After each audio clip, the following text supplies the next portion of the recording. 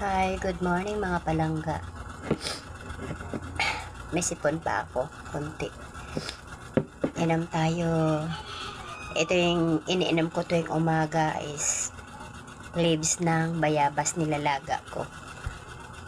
Gamot sa acidic.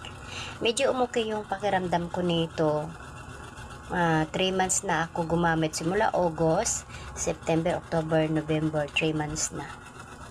Ito iniinom ko tuwing umaga na wala pang laman ng ang tiyan ko. Hindi pa ako nag-almusal kahit tinapay.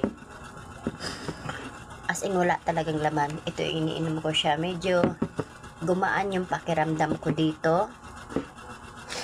As parang ano talaga, ang gaan ng katawan ko. Yun ang observation ko dito sa iniinom ko within 3 months. Nakakagaan sa katawan. Medyo nai-observe ako na unti-unting nawawala yung acid ko.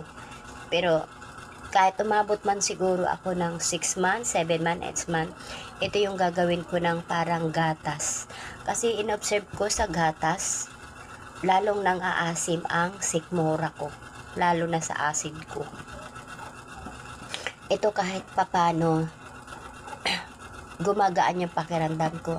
Guys, kung meron man kayong may payo ko lang sa'yo, kung meron kayong naramdamang acid sa katawan, na hindi maiwasan yan dahil sa tagal natin kumakain ng mga alat, kung ano-ano pang bawal sa kalusugan natin, yung mga suka, patis, yun kasi maalat yun. Ayun, i-maintain nyo lang inumin tong bayabas. Yun lang po yung suggestion ko sa inyo kung willing kayong magtiyagang maglaga ng bayabas. Yung old na bayabas yung matandang dahon na siya. Yun talagang mapait talaga yun. Yun yung inumin nyo tuwing umaga na wala pang laman ang sikmura nyo. Yun talagang real talk sa buhay. Gumaan talagang pakiramdam ko nito. Ang gaan. Oh.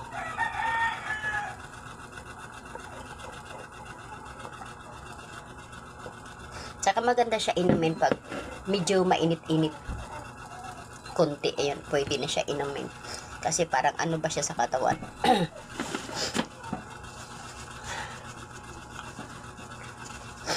Okay guys, thank you for watching. Maraming salamat po. Bye-bye.